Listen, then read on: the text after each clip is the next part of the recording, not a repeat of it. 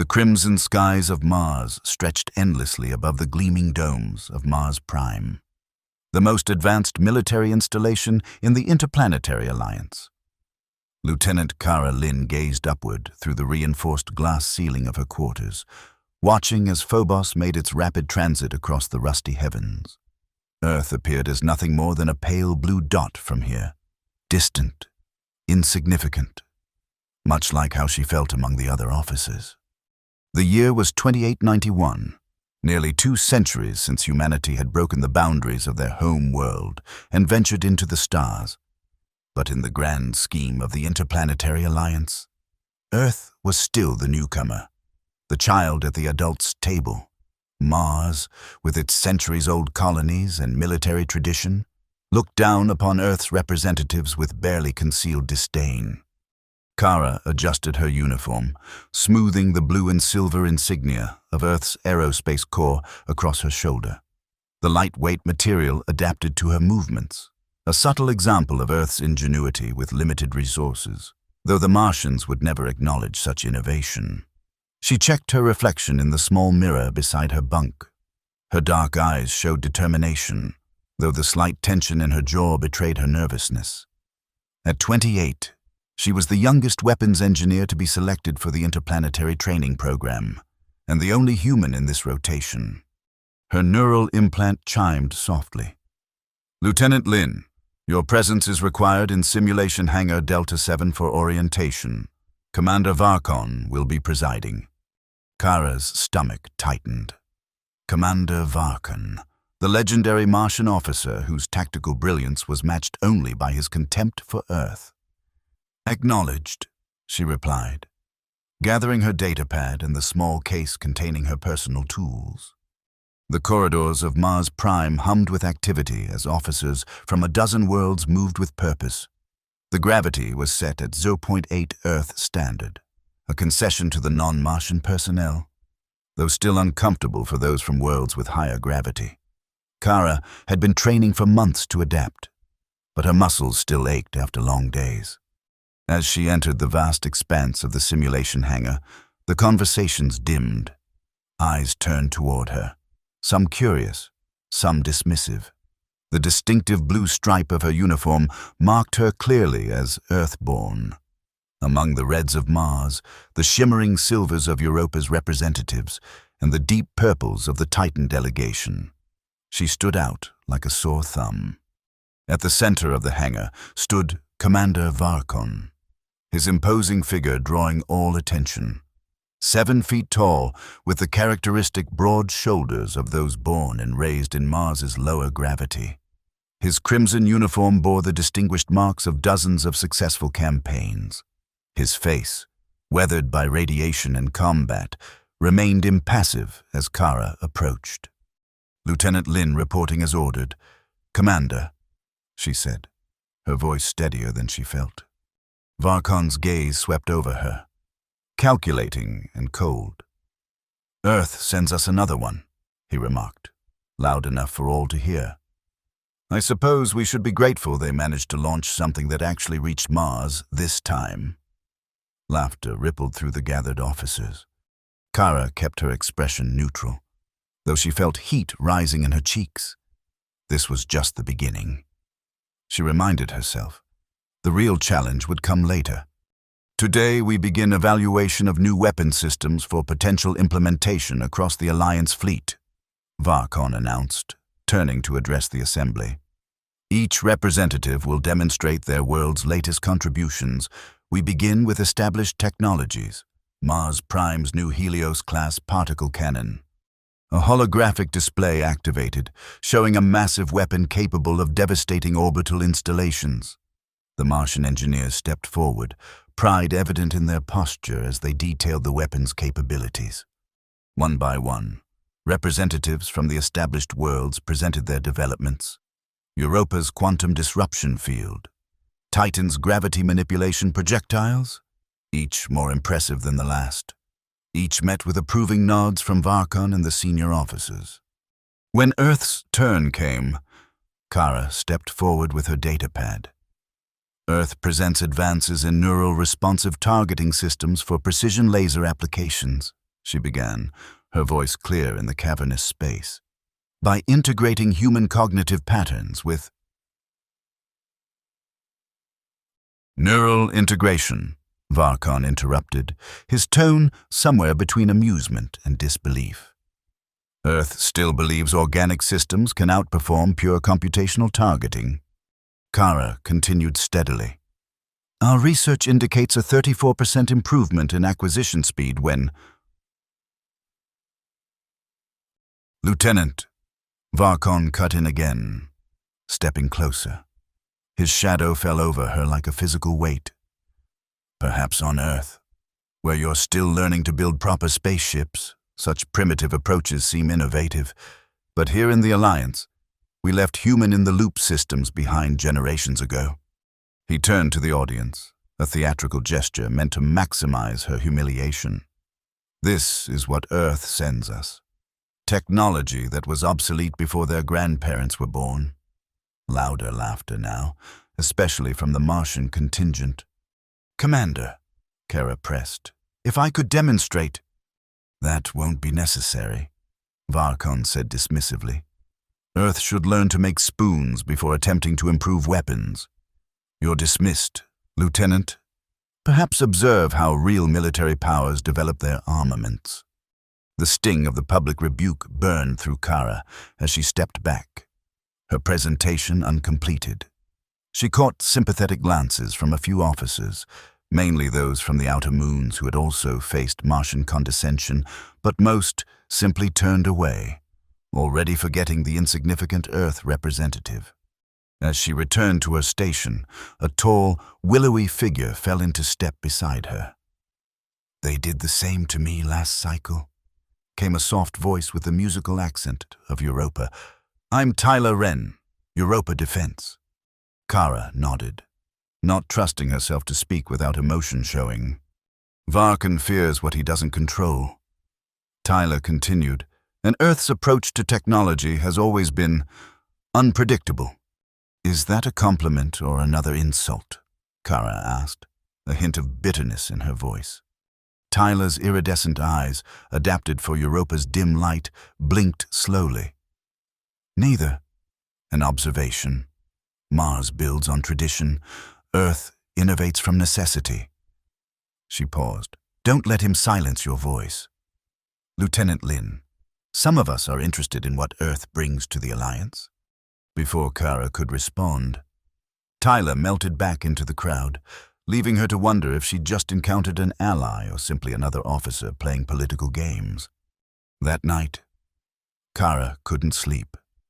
The humiliation played on repeat in her mind, Varkon's words echoing. She pulled up the schematics for her neural responsive targeting system on her datapad, the blue light illuminating her quarters. The design was solid. She knew it. Earth's approach had always been different, integrating biological insights with technology rather than replacing one with the other. A message notification appeared on her screen. Lieutenant Camus, her former mentor and the previous Earth representative at Mars Prime. Don't let them get to you, Kara. The message read, remember why Earth's different. We had to be creative to survive. They had centuries of established colonies and resources. We had to make do with what we had. That's our strength, not our weakness. Kara stared at the words, feeling resolve harden within her. Camus was right. Earth's history had been one of adaptation and ingenuity. When other worlds had abundant resources, Earth had to maximize efficiency. When others built bigger, Earth built smarter.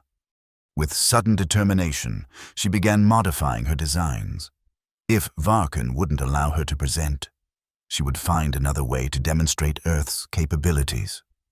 The annual combat simulation trials were approaching, a competitive event where officers showcased tactical and technological prowess in simulated warfare scenarios. For the next 2 weeks, Kara worked through her off hours in a small, unused maintenance bay she'd discovered near the environmental systems. The space was cramped and cold, but it offered privacy and access to basic fabrication tools. She requisitioned components through the general supply system, careful to keep each request small and seemingly unrelated. During the day, she attended training sessions where Varkan continued to showcase Martian superiority.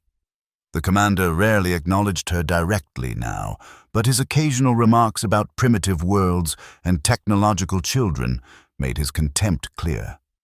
"The Interplanetary Council meets next month," he announced during one briefing. "They will be evaluating new strategic initiatives. Mars Prime, naturally, will be presenting our Helios system as the backbone of the Alliance's defensive posture." His gaze swept the room, lingering momentarily on the Earth insignia on Kara's uniform. Some worlds, of course, are not yet ready to contribute meaningfully to Alliance security. They remain under our protection until they mature sufficiently. The patronizing tone sent a ripple of anger through Kara, but she channeled it into her work. Each night, she refined her prototype, a handheld laser weapon unlike any in the Alliance arsenal.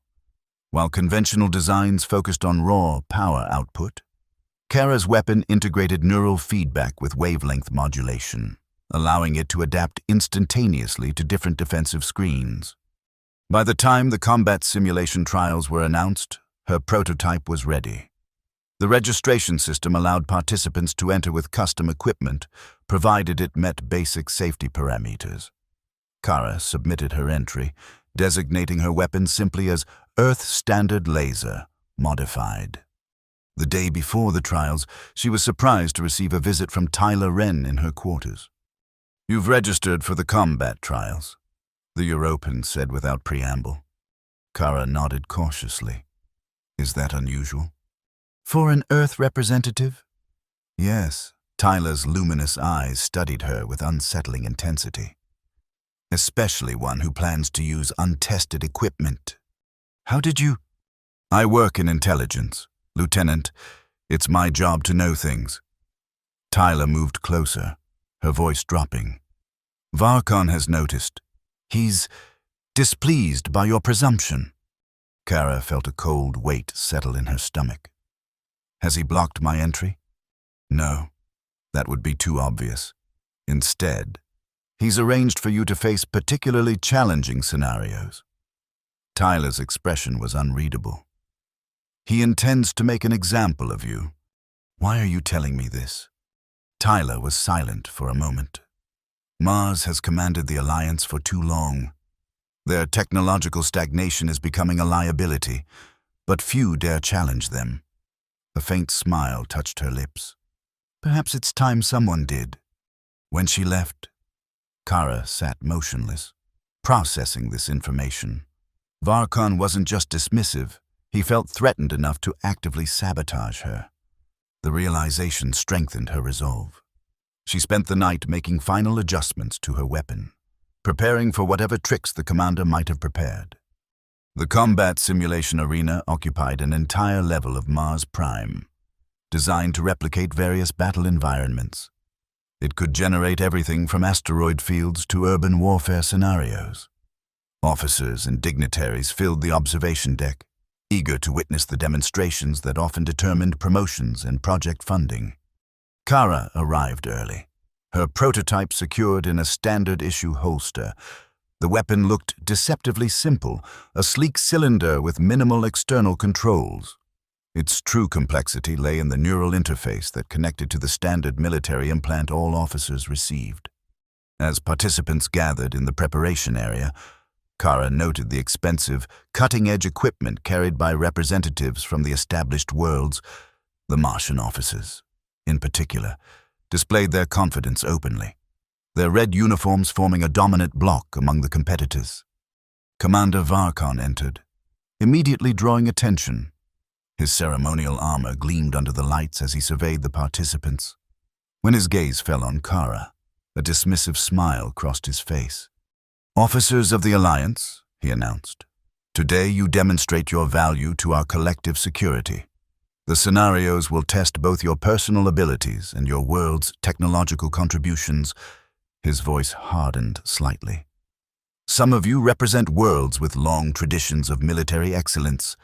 Others are still finding their place." The simulation parameters appeared on the main display. Each participant would face a scenario requiring them to neutralize a heavily defended command center. Success would be measured by speed, precision, and tactical approach.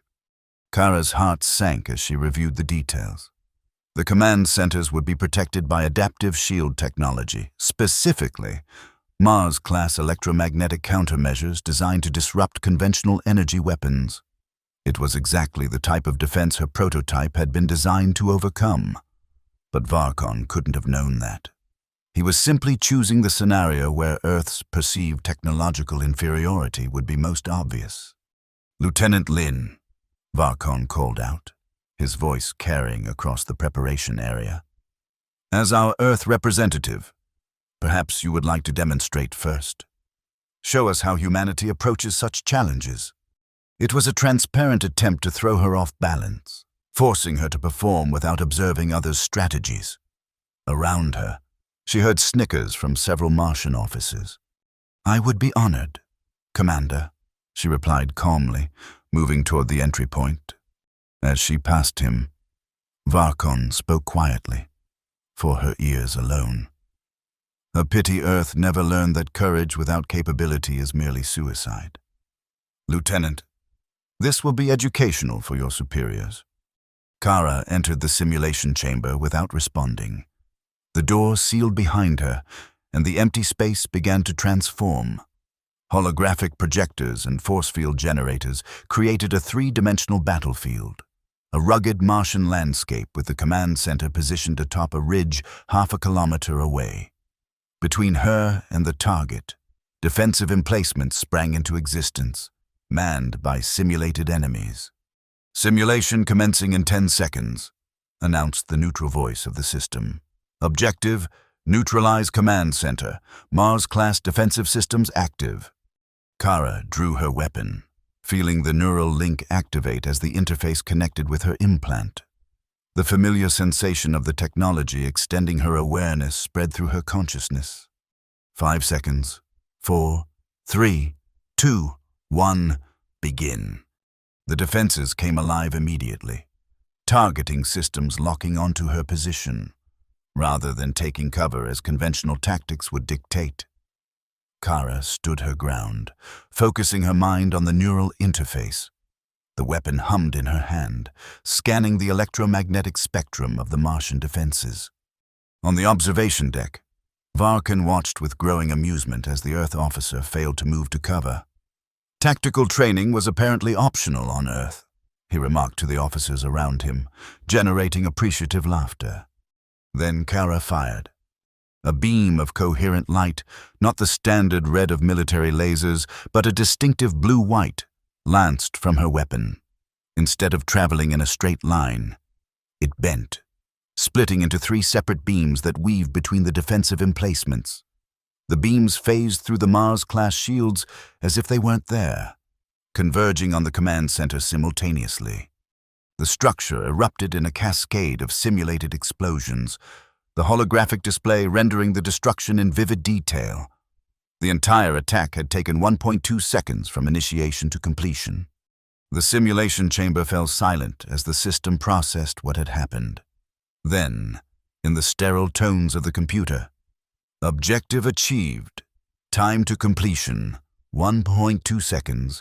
New record established." On the observation deck, conversation stopped abruptly. Varkon stood frozen, his expression shifting from smug certainty to disbelief. In the chamber, Kara holstered her weapon and turned toward the exit. She didn't run, didn't celebrate, didn't even smile. She simply walked out, her posture straight and professional.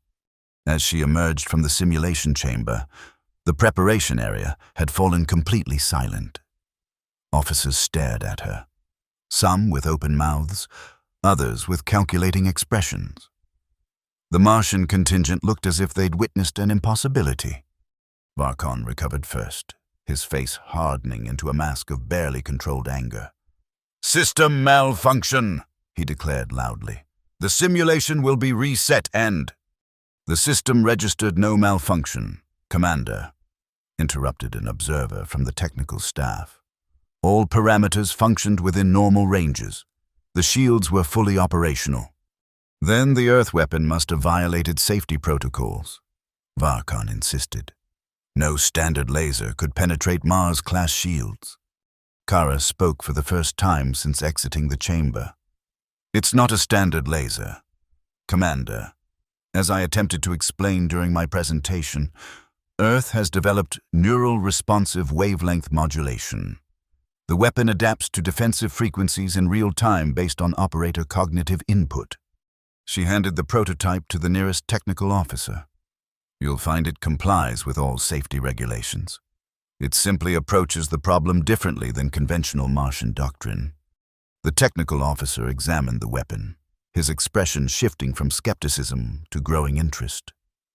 This interface, it's unlike anything in our database. How does it achieve this response speed without quantum computing?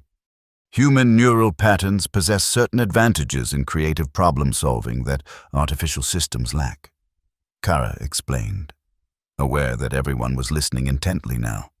We don't outperform computers in raw calculation, but we excel at intuitive leaps. The weapon doesn't calculate a solution, it follows the operator's intuition, amplified and accelerated. Murmurs spread through the gathering as the implications became clear.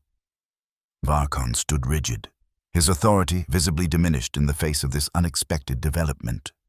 The trials will continue, he finally announced, his voice lacking its usual resonance.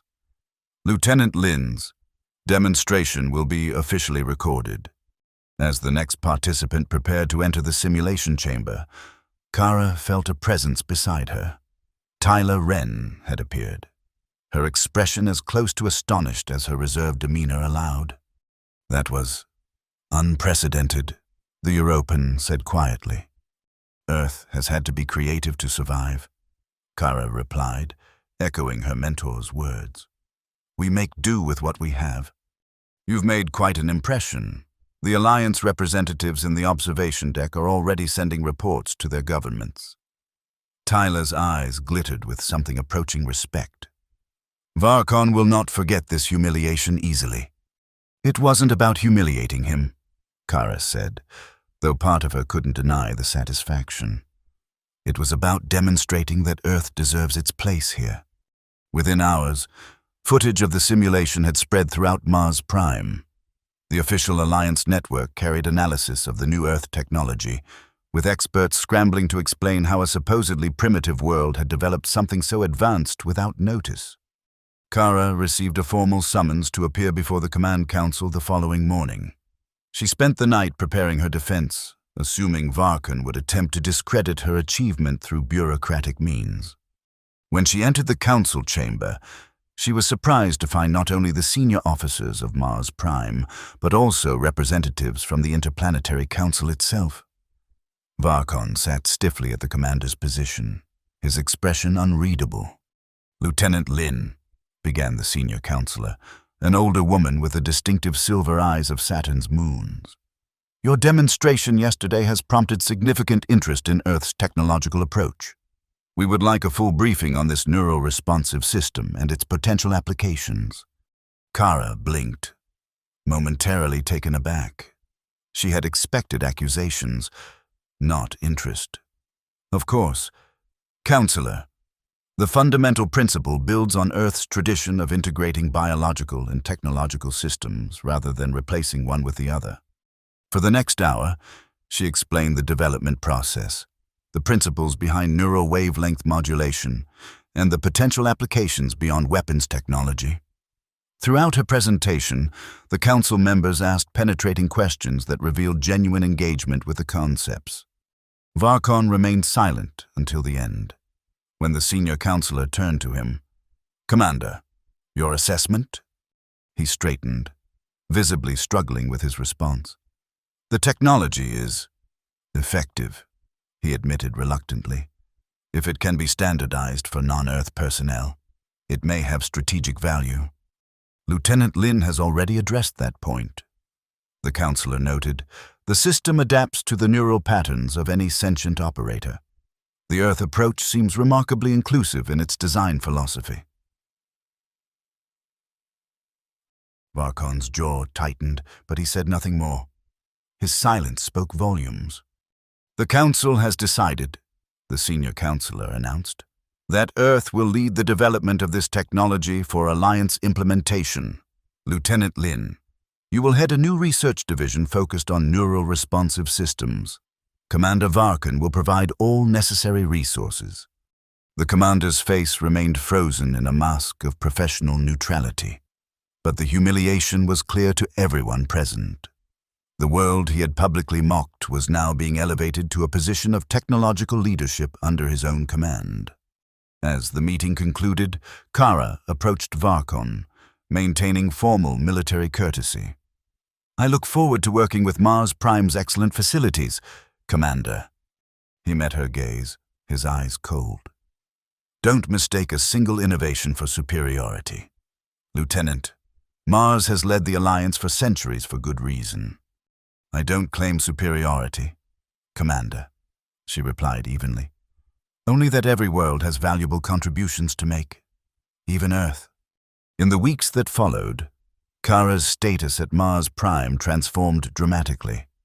Officers who had previously ignored her now sought her attention.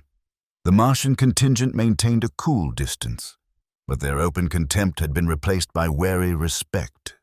Tyler Wren became a regular visitor to Kara's new laboratory, their professional relationship evolving into a genuine friendship.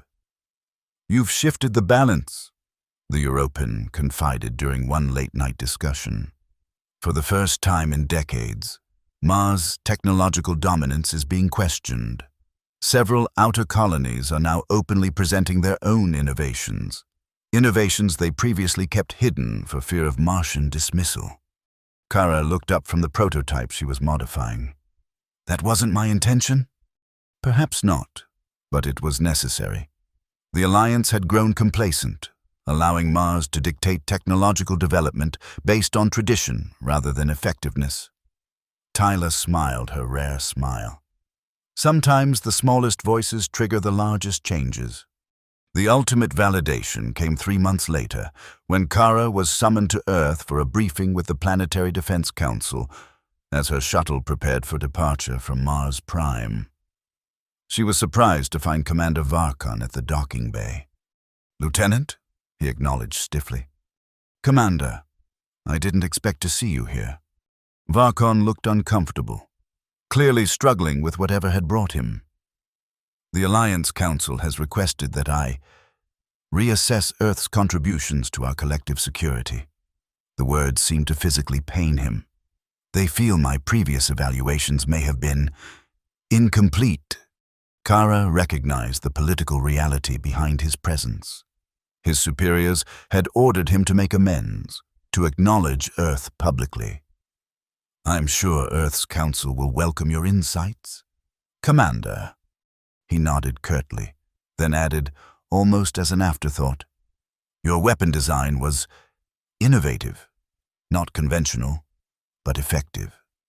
From Varkon, this tepid acknowledgement was equivalent to effusive praise. Kara simply nodded in return. "Different approaches have different strengths, Commander. The Alliance is stronger when it embraces diversity in thought as well as biology." As her shuttle departed, Kara watched the massive structures of Mars Prime recede through the viewport. The blue-tinted Earth laser prototype was secured in her equipment case, its significance now extending far beyond a simple weapon. It represented a turning point, not just for her career or for Earth's status, but for the entire philosophy of the Alliance. The light of distant Earth grew visible as her shuttle plotted its course homeward. Kara caught her reflection in the viewport glass, the red light of Mars casting an otherworldly glow across her features. She thought of Varkon's speechless reaction in the simulation chamber, of the silent Martian officers as she walked past them afterward. No words had been necessary then. Sometimes, actions truly spoke louder than any possible retort. As Earth grew from a dot to a recognizable sphere, Kara allowed herself a small smile. One day, perhaps, the Alliance would truly live up to its name, a partnership of equals rather than a hierarchy of worlds. And when that day came, she would remember the sound of silence that followed a single perfect shot, the moment when an Earth girl had left a Martian commander speechless. The shuttle accelerated toward the blue planet, carrying home both a woman and an idea whose time had come.